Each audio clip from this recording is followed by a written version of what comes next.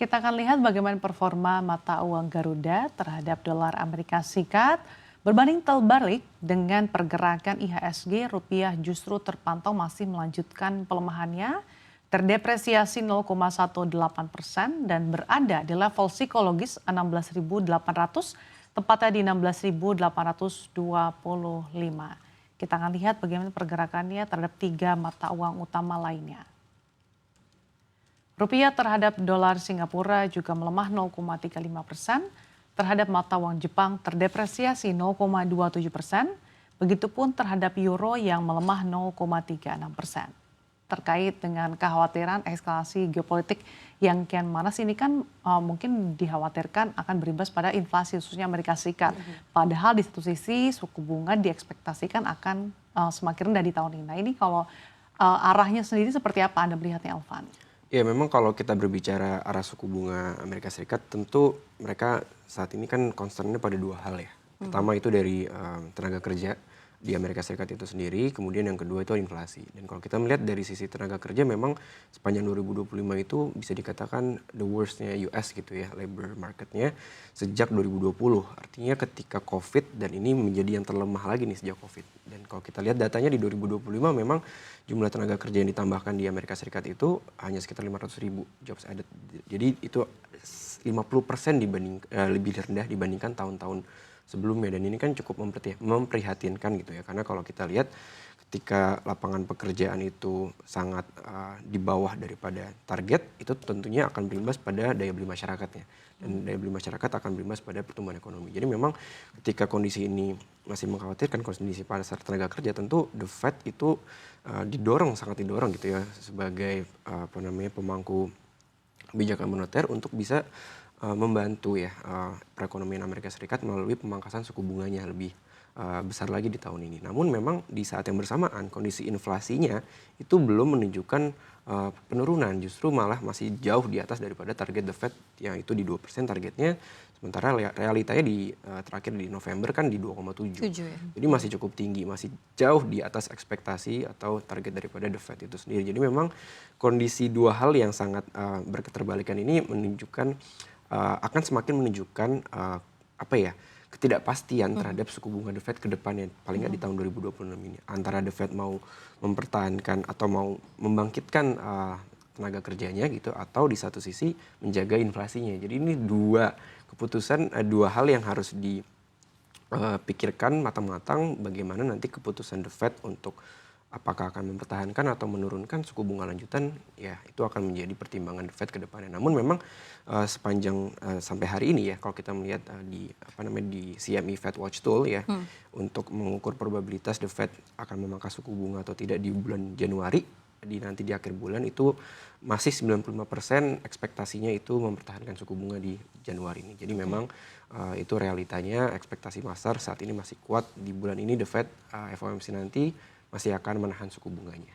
Oke, baik Elvan. Apa resiko jika The Fed justru menunda pelonggaran pemotongan suku bunga? Iya, risikonya sebetulnya ada pada capital market sendiri. Itu pasti akan berimbas langsung pada pasar keuangan, khususnya di risk asset seperti saham gitu, dan juga pada emerging markets termasuk Indonesia. Karena ketika The Fed-nya ternyata masih menahan suku bunga. Walaupun probabilitasnya sangat tinggi, tadi 95% pemotongan suku bunga. Bukan, 95% itu menahan, bukan memangkas. Jadi memang ketika The Fed itu nanti betul-betul akan menahan, tentu laju terhadap risk asset ini akan semakin rendah gitu, akan semakin rendah volatilitasnya, dan tentu money flow terhadap emerging markets juga ya diperkirakan akan tertahan kembali gitu ya, seiring dengan The Fed yang masih cukup menjaga-jaga dengan menahan level suku bunga acuannya. Jadi itu ya.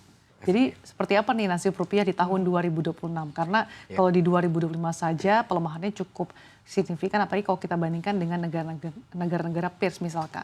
Iya, kalau rupiah sendiri sebetulnya di tahun ini kan banyak para ekonom gitu dan juga pelaku pasar global itu memproyeksikan The Fed itu hanya paling maksimal itu 2 kali pemangkasan atau 50 basis point.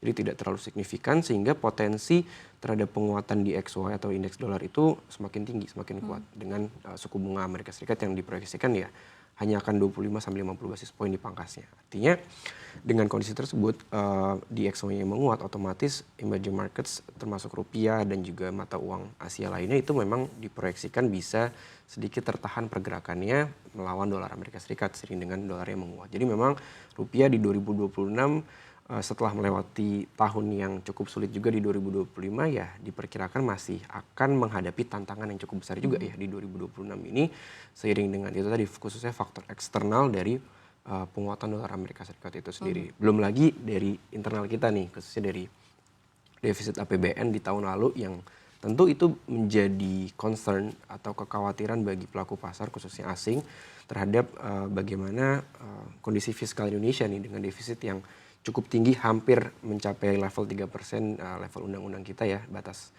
defisit APBN tentu itu akan menjadi pertimbangan tambahan bagaimana asing ini melihat risiko di Indonesia ke depan di 2026 ini. Oke, level apa yang menjadi area kritis gitu ya yang harus diwaspadai oleh pasar? Iya, kalau untuk rupiah ya, kita berbicara rupiah di level saat ini kan kemarin di Jumat itu level 16.800 itu sudah sempat disentuh gitu ya, walaupun closingnya di bawah 16.800. Jadi level 16.800 saya rasa dalam waktu dekat ini masih sangat possible untuk kita berada rupiah kita berada di level 16.800. Jadi setelah ini pergerakan di level 17.000 ya, level mungkin masih agak sedikit jauh namun itu masih akan menjadi level resistance yang akan menjadi kunci ya. Ketika level 17.000 itu tertembus itu sudah otomatis akan menjadi alarm besar bagi Indonesia gitu ya ketika rupiah kita menembus level 17.000 rupiah terhadap dolar Amerika Serikat. Jadi Potensinya bisa di level berapa? Kalau tertembus level level 17.000, resistance 17.000. sudah pasti pergerakan rupiah akan pelemahan lanjutan mendekati 17.000 sampai 17.500 itu akan sangat terbuka lebar gitu apabila level 17.000 itu tertembus. Jadi memang itu menjadi alarm besar bagi kita semua ya apabila level 17.000 itu tercapai oleh rupiah kita di tahun ini.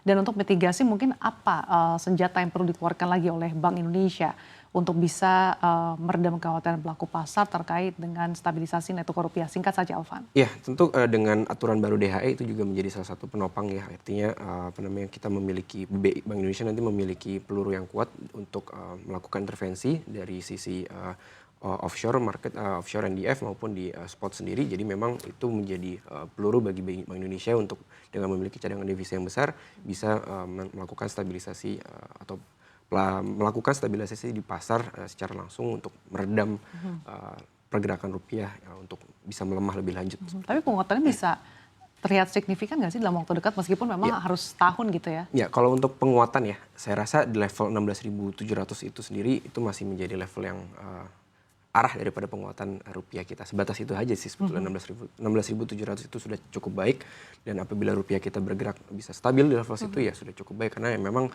pelaku pasar sebetulnya yang diinginkan oleh para pengusaha gitu ya khususnya dan juga seluruh masyarakat adalah nilai tukar yang stabil sehingga mereka bisa lebih mudah lebih gampang untuk melakukan kegiatan usahanya gitu ya.